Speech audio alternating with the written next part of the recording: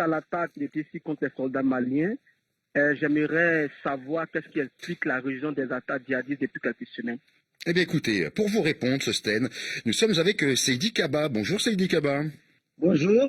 Vous êtes journaliste, spécialiste du Sahel, auteur de Mali, Sahel, notre Afghanistan, à nous, chez Impact Édition.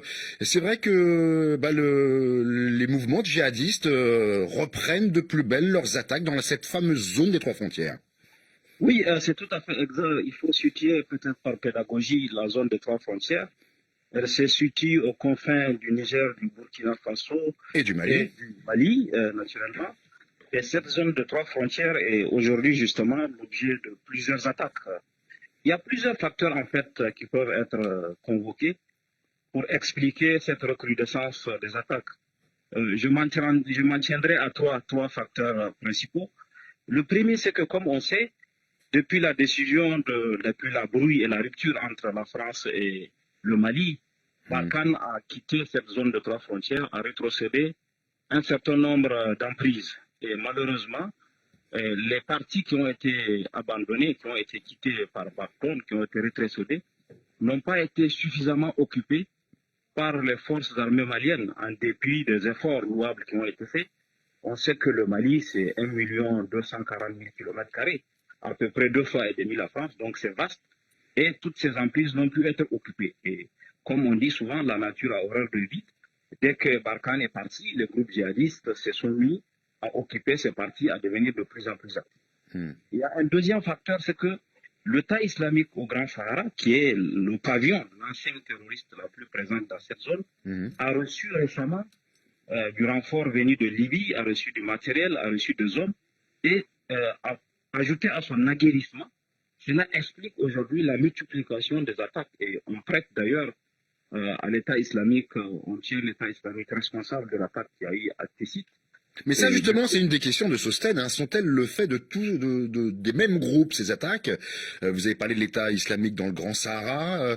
Il y a le groupe de soutien à l'islam et aux musulmans. Voilà. Est-ce que c'est les mêmes groupes ou pas forcément? Ils sont alliés? Comment ça se passe? Non, les groupes ne sont pas alliés, ils sont rivaux. Au contraire, le troisième facteur qui explique même cette recrudescence des attaques, c'est la surenchère, la compétition territoriale entre les deux grandes enseignes.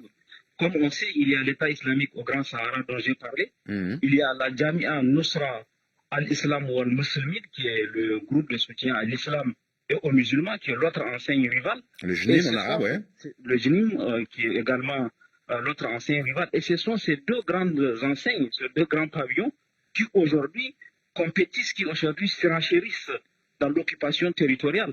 L'IGS est responsable des attaques principalement dans la zone de trois frontières. Le JNIM a fait des attaques, dont celle de Kati, celle de Tességuila, celle de près de Koulikoro. Donc, c'est tous les groupes aujourd'hui. C'est la rivalité, à vous entendre dire, qui fait que les attaques augmentent. Je vais redonner la parole à Sosten, qui a d'autres questions pour vous. Seydi Kaba, Sosten, quelle est votre deuxième question? Ma deuxième question, il faut déjà dire que le communiqué de l'armée malienne claironne d'une attaque extérieure dont auraient bénéficié les groupes djihadistes. Peut-on identifier le groupe à qui fait-elle référence? Alors, Seydi Kaba, c'est vrai qu'il y a eu un communiqué du gouvernement qui a dit l'enregistrement par l'armée d'opérations clandestines de survol d'aéronefs indique sans équivoque que les terroristes ont bénéficié d'appuis majeurs, y compris d'expertise extérieure. Qu'est-ce que l'on peut dire à Sosten? Oui, il y a des indices qui orientent les regards. Il n'y a pas d'accusation formelle contre une personne physique ou morale, mais des indices orientent les regards. Lorsqu'on parle d'aéronefs, lorsqu'on parle de drones, lorsqu'on parle d'expertise venue de l'extérieur, naturellement, les regards se tournent plutôt vers l'ancien allié qui est la France, qui est Barkhane, qui s'est retiré du Mali pour se réinstaller presque au Niger. Donc les regards sont portés principalement vers la France et accessoirement vers son allié nigérien qui l'a accueilli et qui est situé dans la zone des trois frontières juste à côté de Tessit où les attaques ont été perpétrées.